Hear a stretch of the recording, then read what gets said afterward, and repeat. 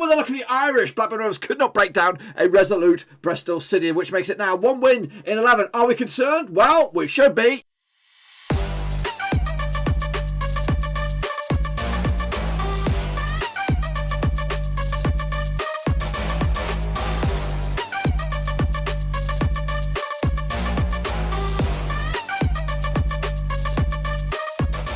Once again, another match review. This time looking back at Blackburn Rovers' latest match out of the Championship.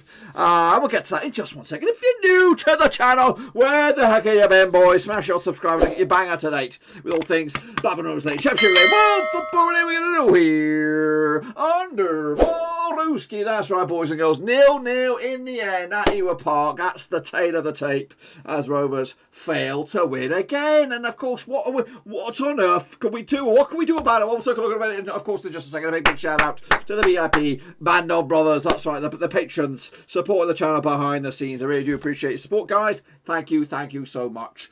If you are interested in becoming that latest member of that gang, check out the link down below, patreon.com/Roosties. But anyway, let's talk about it. Let's have a look at the stats because it's not pretty. It's actually pretty grim. Yes, 0-0 in the end over Bristol City. And to be fair, we did have the better chances, more possession, more shots, all the relevant stats, but at the end of the day, the stat that really matters is the 0-0. And for me, that is a big old question mark. So now starting to rear their ugly head once again. I've been listening out on social media, listening to other people's opinions and stuff like that. But ultimately, for me, I'm still here, still Mowbray in for the time being. But it's waning thin. I did have this game as a must-win game for Rovers if they were to break last season's points haul. That's the goal for me. If Mowbray could do that, then you know what, we might have another season with him pushing us in the right direction. Unfortunately, we didn't do that, so now we fall. Now, what is it? 2 points? Was it 1 point off? 1 point off.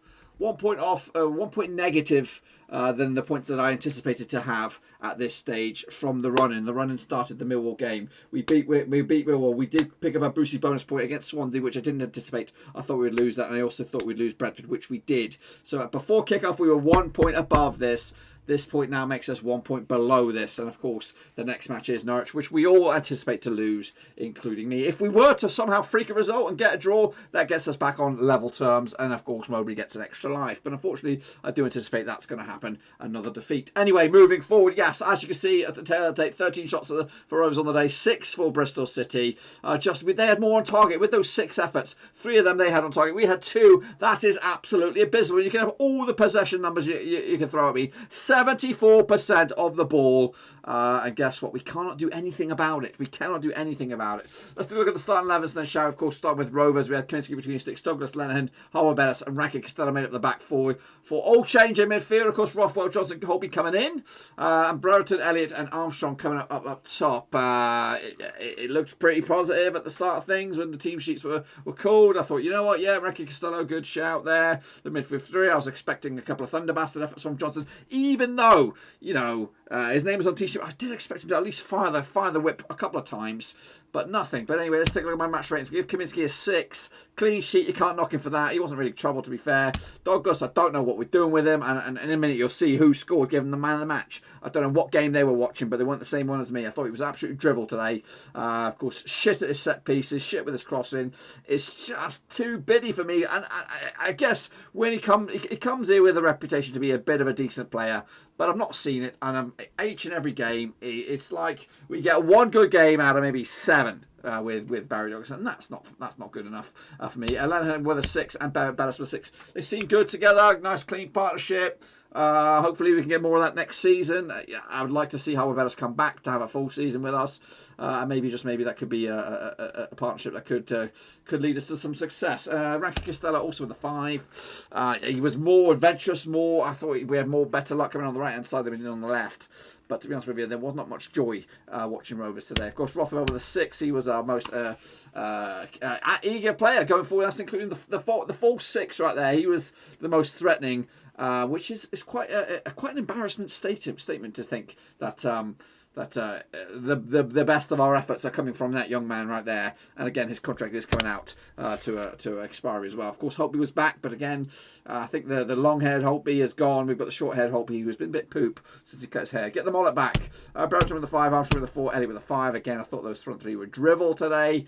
And they're supposed to be decent. There's a lot of money valued upon those 3 players, but they were drivel today, and I don't know why. I think I'm sticking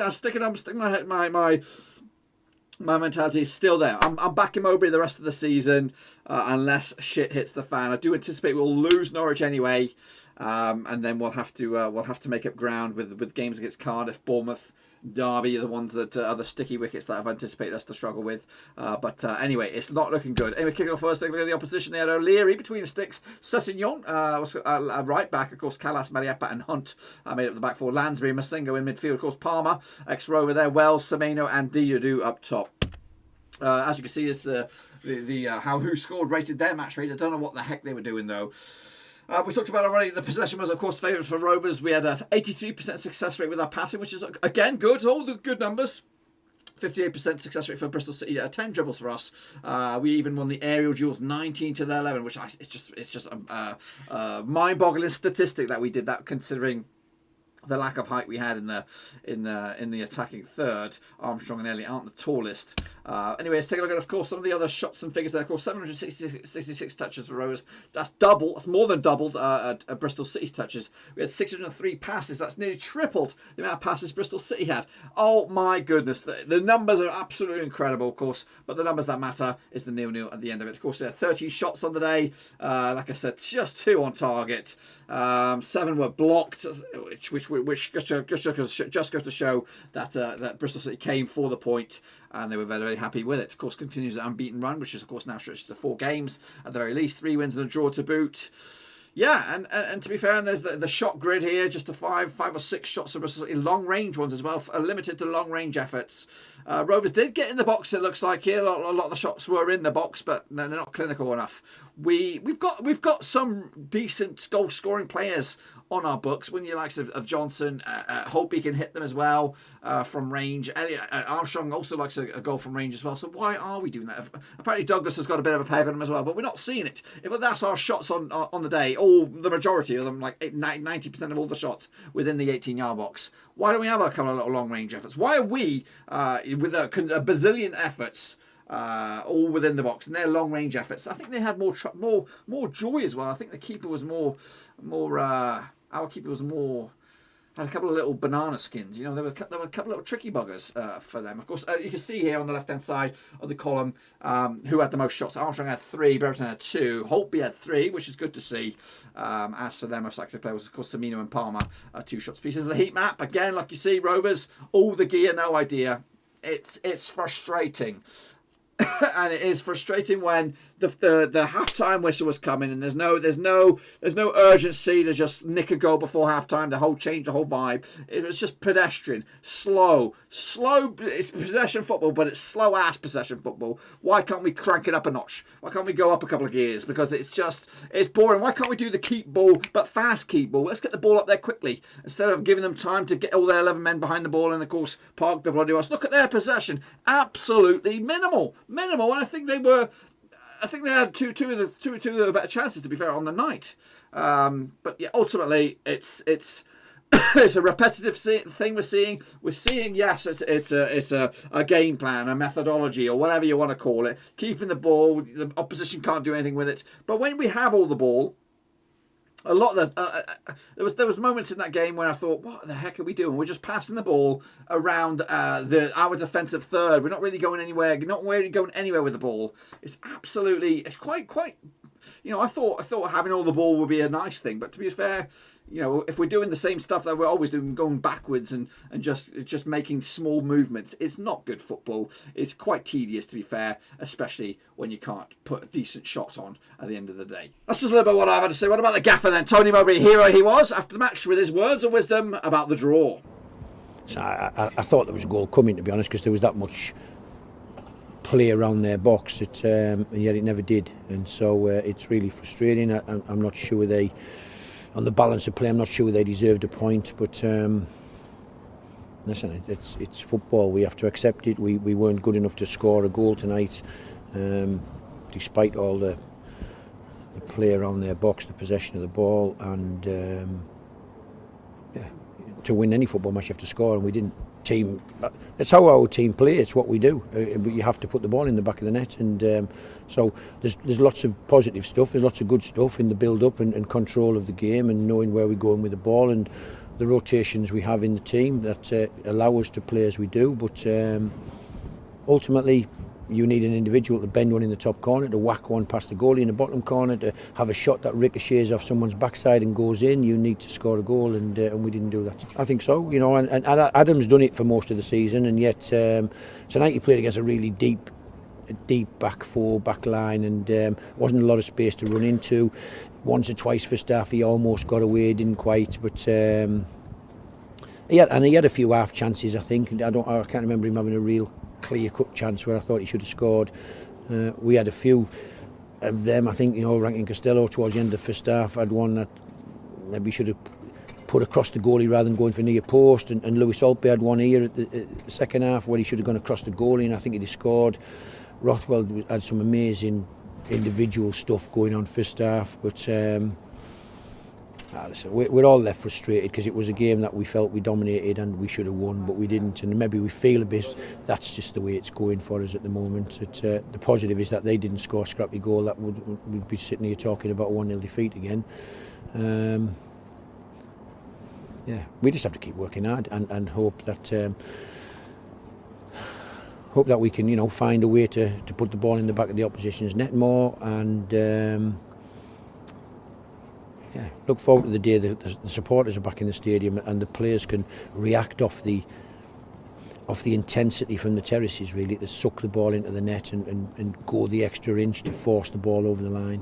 I think so. I think with all that possession around their box, all them crosses coming in, all that final third play that we had against them, the fans would have demanded a goal, really. I know we're all trying to demand a goal. It's and the players aren't not trying to score, but I think sometimes the noise, the roar, whether it's impetus for our players or there's a negative vibe on their defenders and extra pressure. There's no way. The biggest example is Liverpool. They would not have lost 6 games at Anfield on a bounce. It wouldn't happen. I know we're on a run of lots of games without a victory here, or one victory in however many. It's not normal. It doesn't feel normal. And in my years at this football club, the home fans have played a massive part in the team being successful at home, and I think our home record has generally been very, very strong. And when you hear the stat of there's been 20% more away victories than ever in the history of football, it suggests how more difficult it is to win consistently at home. I thought the team was starting to look a bit leggy at 60 minutes, to be honest. I thought we made some changes to give the team a freshness at the start, but sometimes when you play players who haven't been playing for a few weeks, they get a bit leggy as well. And it was. Listen, I thought the team performed all right. I've just said that to them. I wasn't in there throwing things about and shouting at them. They are working extremely hard, and they feel a little bit done by. What more do we have to do to score, to win? How many men do you commit in the box? We'll watch it back tomorrow. We'll go through it tomorrow with them, and we'll see. We've played so much more, not as well as we did tonight, and won games and lost games, and tonight, I suppose they came for a point and ended up taking a point. I told Adam he was only going to play 60 odd minutes, and so that wasn't even a decision, really. I think it was a gamble to play him. He said he was feeling leggy anyway, and as with Dak, really, I think when the body starts getting tired, it becomes more vulnerable, and so I think it was right to take Adam off. Even though he's your best option of trying to score a goal, I understand that, but the player welfare has to come first, in my opinion. And listen, Tyrese has done really well for this football club. Sam Gallagher, we thought the number of balls we were putting in the box, maybe he was there to score with a header, physicality. I think Buckley's a beautiful footballer with how he can dance around the edge of the box, and I thought the team fine. It sparked up a little bit after the substitutions, and it just was a shame that we didn't get a goal out the end of it. Well, you've heard what the gaffers had to say. You've heard a little bit what I've had to say. Now, what about the guys on social media? Well, we'll have a little look then, shall we? Lewis Hartley said this football isn't even good to watch. It's utter shite. Typical Mowbray snooze fest. This club is looking downwards. I've not enjoyed watching us since November, December. It's been piss poor. Season pretty much finished for us. Time to go Mowbray. Jordan Lynn Kingsley said this. We haven't put a 90 minutes shift in since Preston away. Overpaid, lazy excuses for footballers. And don't even get me started on Tony Mowbray, who will be licking his lips at our possession tonight. 73%. Beth said this. Well, this is 90 minutes of my life that I'll never get back. Meanwhile, Sean Fox, aka the Rover American, our players just have no idea what to do with the ball in the final third. It's insane for the players at this level. Northern Roma just simply put this gif. He said, boring. Meanwhile, Jack Wamsley, worst game of the season, poor, doesn't even come close. Overthinking stuff, can't do the basics, just shit all round. Sort it out, we're sick of it. Chris Moss said, more Josh served up tonight, piss poor, crying out for a new manager like the Barnsley manager, dynamic and forward thinking. Meanwhile, Jordan Kingsley, absolute tripe again, and according to Flash Score, we had 73% possession. So that's a win in Tony Mowbrays' eyes. Nobody in world football has a safer job than Mowbray, and I generally don't think there is a side in the division worse than us in the final third this year. Adam Sabzuki said this, total and expiring, some neat touches and interplay. We had all the possession and territory, but yet again the opposition came closest to scoring. Just get this season over and done with. I agree. Dan Cooper, that proves that a summer clear out was needed. Start with the manager and then 6-7 players. Too many players out there robbing for a living. Barry Douglas springs to mind. Same shite every week. Got to start changing it. Give the ball away too easily. Play about with the ball too much. Don't get the players in the box. Didn't test the keeper. Okay, still had plenty back, but it's the same play in every game. Adam Bloom. So this I'm positive person, fellow Rovers, and it wasn't pretty. The game after yet another bad injury. Armstrong back after one. So glad we didn't lose, but you have to remember who your fans who are not behind the club at the moment. Bristol came for a draw and got it. Come on, Blackburn Rovers. So that's the guys on social media. What about the overall grand scheme of things? What's going on elsewhere in the Championship? Of course, Middlesbrough did beat Preston, who also in a bit of a rut themselves. Of course, Cardiff and Stoke drew 0-0. Rotherham got spanked by Watford. Derby could muster a draw against Brentford 2-2. Luton beat Coventry, put them in a bit of trouble, of course. Bournemouth beat Swansea, got their player dreams back on, of course. Wickham got ousted by Barnsley, who were kicking ass and taking names. QPR with a late winner against Mill, of course. Norwich 2-0 winners over Forest, of course, they are an extra post. Birmingham with a new win under Bowyer, of course, not Gary, but Lee. And, of course, Wednesday and Huddersfield end up all square in the end. As you can see, the table looks like this. Rovers are into 15th. It's pretty much as you were, really, and a win for us in the next game, which we won't get. We could go up to 14th. As for Bristol City, the remaining 13th, I guess their season is also pretty much over. They've still got 10 points to make up. QPR finishing strongly as well. Stoke in mid-table. Millwall nowhere to be seen. Norwich lead the charge though. Watford, Swansea, Brentford, Barnsley and Reading make up your top 6. Bournemouth got a work to do if they're going to get into that. Middlesbrough looks like I think it's very, very much... it's starting to become a top 9 race, I think. Millwall out of it and the rest. As for the bottom, Wickham going down, Sheffield Wednesday as well. At the moment, Rotherham, what have they got? They got games in bloody hand, which could put Birmingham, Coventry and Derby back in the shitter. As for Rovers, winning 45 points. I said we want 64 points to make this season a whitewash and kind of wipe its face and kind of reset the blocks. Anything less than that, and I think questions need to be answered. They could also be answered in the next few days. Of course, a win here against a defeat against Norwich could be the typical perfect opportunity for a change of manager with the international break coming around the corner. So bear that in mind. It could all go rats. It could go tits up at Ewood Park following the Norwich City game, which is of course this Saturday. Also this weekend, of course, Brentford taking on Forest, Stoke against Derby, Bristol City against Rotherham, Coventry against Wickham, Preston against Luton, Watford against Birmingham, Millwall against Middlesbrough, of course, Barnsley against Sheffield Wednesday, Reading against QPR, Swansea against Cardiff. But the game of the weekend, of course, is at Norwich, Gather Road, and you can watch it right here with me. They'll watch along once again. Be sure to give the video some love and smash your thumbs up, smash your subscribe. We'll do this again very, very soon. Again, we've got a match preview for Norwich, probably on Friday. We'll see how it all pans out. Might be earlier, we'll see. But until then, be sure to give the video some love and smash your thumbs up, smash your subscribe. But yes, Mowbray is vastly running out of time. I have got a video out there, Mowbray in video, which I did make prior to the Millwall game, and I did say there is a points system he has to stand by. Today was a must win for me. He didn't win it. Technically, we are 1 point below my points tally, what I would have expected as an adequate return over those few games. So if he wins or draws against Norwich, it puts us either back level or maybe even above it. Of course, anything can happen in football. You just don't know. It is going to be, of course, mission impossible against the Canaries. But hopefully, we have a good day, they have a bad day, and we put 3 points to the board, and everything will be nice and rosy as we enter the international break. But until then, though, be sure to give the video some smash your thumbs up, smash your subscribe. I'll see you all next time for the Canaries. Until then, woo! I'm out. That's my Canaries.